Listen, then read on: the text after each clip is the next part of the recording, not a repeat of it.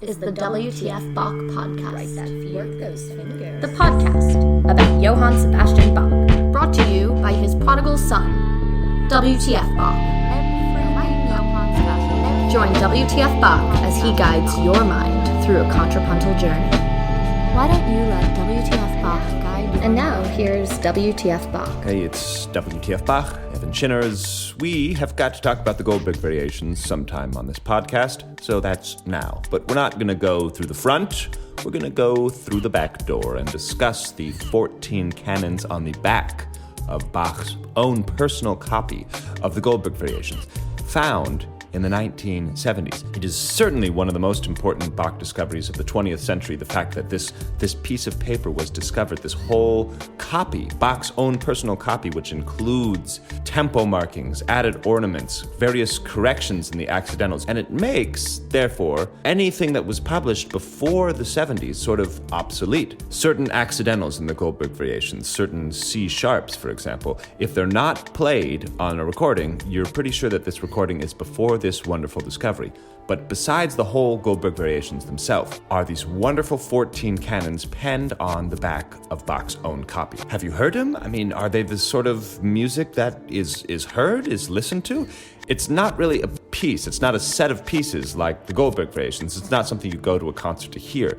These are 14 pieces of theory that have a curious history. What happens is George Frederick Handel, in the 1730s, around 1733, though written much earlier, Handel decides to publish a collection of his suites. Now, Bach, who admires his German contemporary, sits down one afternoon with the new Handel before him, and he voraciously reads through every single suite. Now, he sees a particularly interesting suite, which contains a Chaccone and 62 variations. The bass line of the Chaccone is this.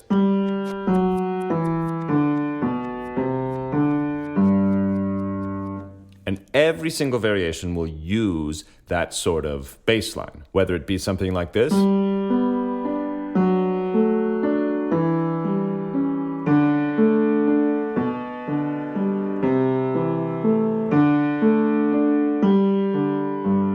or something like this.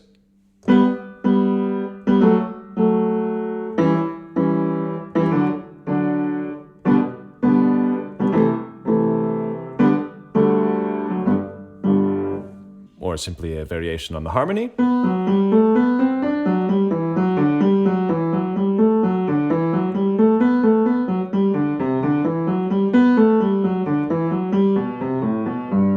In any case, each variation is 8 measures long, and there is the Chaccone, there's sort of the Aria at the beginning, and then there's 62 of these variations.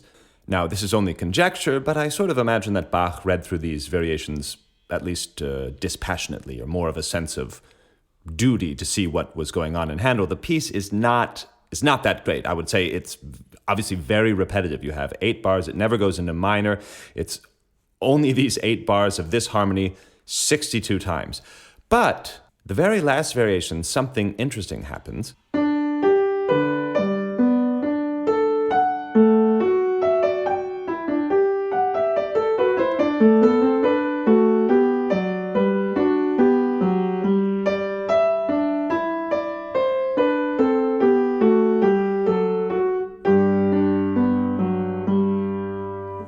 And of course, if you are a devoted listener to this podcast, you know that that is a canon. It's the same line.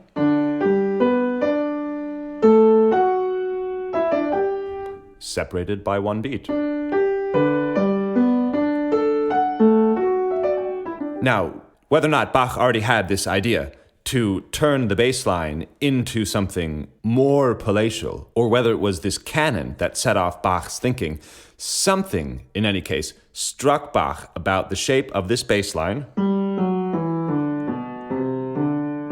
and it's being treated with the canonic art form. Also, there must have been something interesting in the number 62 for Bach, or since there was the aria plus 62, the number 63, Bach might have seen this number as somehow composite, 63 divisible by 7, 9. This must have done something to Bach's numerical thinking, right? He must have thought of 64 as being the next number, and it being divisible, it being a multiple of 2, essentially. And in music, you have quarter notes, eighth notes, 16th notes, 32nd notes, 64th notes. He might have even seen the 8 bass notes as divisible by 64. In any case, when Bach composes the bass line to the Goldberg Variations, he composes the same first 8 notes, but then he adds an additional 3 times that phrase. So he adds another 24 bars to that, and his bass line is 32 notes long. From there, as we know, Bach adds 30 variations and has the set of 30 variations bookended by 2 arias, one at the beginning, one at the end. And then you come up with the number 32, half of 64, right? Something in Handel inspired Bach to do this. But first, possibly, even probably before the composition of the Goldberg Variations, Bach just takes the bass line, and he's interested in Handel's canonic treatment of it, and he sets about making his own canons just on these 8 bass notes. Now, Handel is not the first person to use this bass line. This is, in fact, a more or less common idiom in Baroque music. But Bach, what makes Bach the true genius is that he is the first one to see the canonic potential of just that line. He looks at this line in more than one direction, and he realizes if you play it backward in retrograde. So let me record this.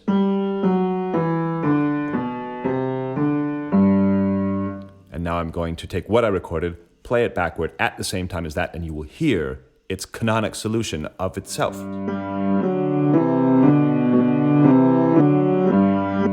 That is pretty nifty. And again, I can't stress how many different factors go into the making of a Bach. But there was this bass line that had been staring composers in the face. But Bach just has that extra insight, was able to make a canon using only that raw material. But what's next is that Bach not only looks at things going backward, he also looks at things going upside down. So he inverts the bass line. So now this,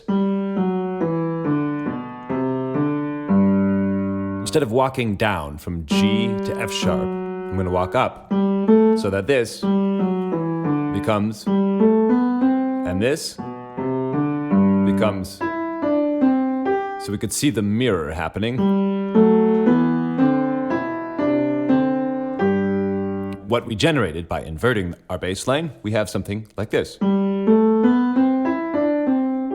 Now, I don't want to get too ahead of myself or of anyone, so to recap, we have the original bass line, and it's retrograde, that is, read on the paper from right to left. Beside the retrograde, we have the inversion of the same original bass line, which instead of going down, goes up. So one is the inversion, the other is the retrograde. The problem with this inversion is that it kind of sounds like it's in C major. So Bach will shift this piece of musical information to G. And this is our inversion. Now, this is not necessarily a random shifting of this piece of musical information into this. It has to do with choosing an axis, right? This chooses the axis of G. If you choose B as the axis, which is nice because B is between G and D, the tonic and the dominant. If you choose the axis of B, then we get naturally the inverted form that Bach prefers. Indeed, it does sound like it's in G major. Here we have the bass line, the retrograde, and the inversion. Now, what happens, of course, you're asking, when you get the retrograde of the inversion? Yes, that is our fourth piece of this Bachian musical puzzle. That is the inversion of the retrograde. So all four: normal, retrograde,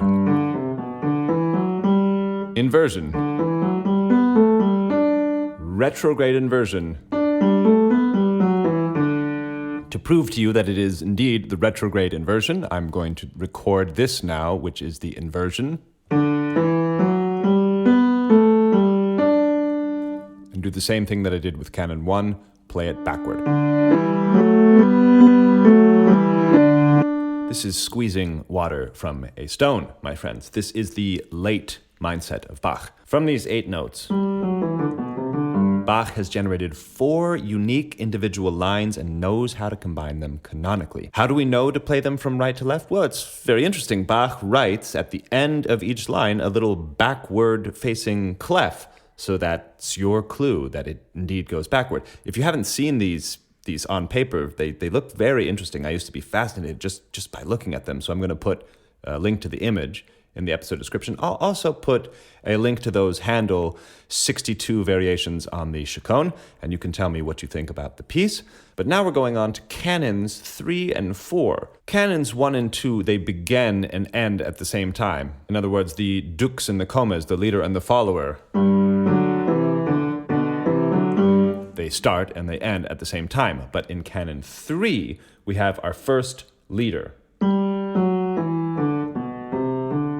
And he plays, of course, those 8 notes that you all have engraved on your soul by now. Bach says, yes, you've had your bass line and you've had it reversed and played at the same time, but have you had your bass line and your inversion? They will not come at the same time. That sounds like this. But if you separate them, as you would in any other canon, we have this.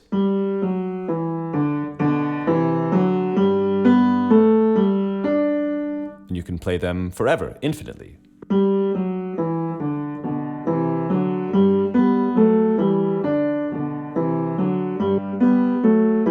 Bach also says, since these 2 lines are perfectly convertible, what goes up may come down, or what's on top is on the bottom. The inversion now uses the dukes. And the comes, the follower, I will make the bass line.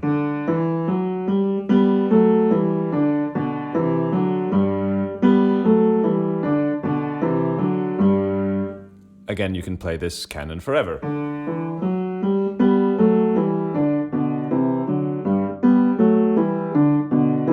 And of course, we can turn both of these 2 canons that I was looping in reverse, and then we get a 5th and a 6th canon, even though they're not the 5th and the 6th canon. We have, through implication, many forms of these. You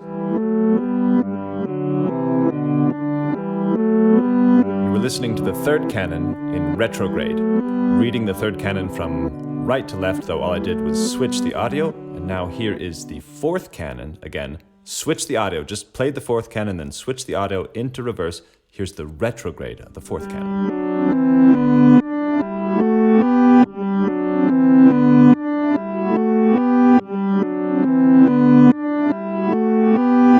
Now, these first 4 of the 14 additional canons penned on the back of the Goldberg Variations, these 4 are in a way sort of the most complicated, since from one line, from 8 notes, he generates 4 unique lines, and from them has 6 canons. I mean, those reversed versions, when I was playing the solutions to Canon 3 and 4 in reverse, those are usually not included among the solutions, but that's because there are so many solutions. In fact, at the end of these 14 canons, Bach pens etc. You'll see in the image in the episode description that he doesn't solve them for you. He sort of gives you this strip of music, the smallest unit, that DNA of the Goldberg canons, onto which you put all your solutions. This is where I'm going to stop with this episode, because I have a lot more that I want to say about even these first 4 canons and how they appear on the page and what different ways there are to solve them and sort of the implications of all that. And then there's 10 more canons to cover. So I hope this whets your musical appetites and exactly what Bach is up to on this very exciting discovery from the 1970s. In fact, that picture, the picture that you probably know of Bach holding the little piece of paper, that little piece of paper will come into play during the discussion of these 14 canons. But I won't leave you without something sort of fun. So here is my MIDI rendition of the Dorian toccata from the Organ Toccata in Fugue, BWV 538, I believe. Enjoy. Thanks for listening.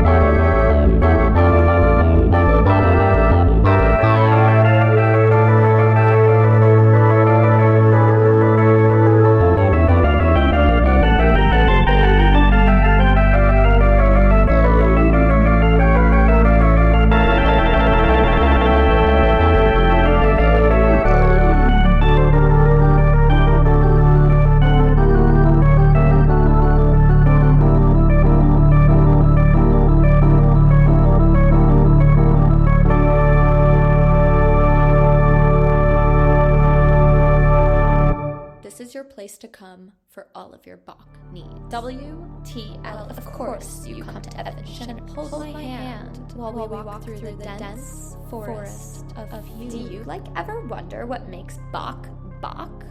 A Bach. Surely you're not going to listen to the WTF Bach podcast alone. We exist because of your feedback and donation. Become a patron of WTF Bach or donate on PayPal, Cash App, or Venmo. You should become a WTF Bach patron. Thank you for listening. Didn't you always want to be a patron? Haven't you always wanted to be called a patron? Somebody who supports art and culture and music? Well, you can do that with the WTF Bach podcast. Thank you for listening. Support on PayPal, Cash App, or Venmo. You can find all relevant links in the episode description.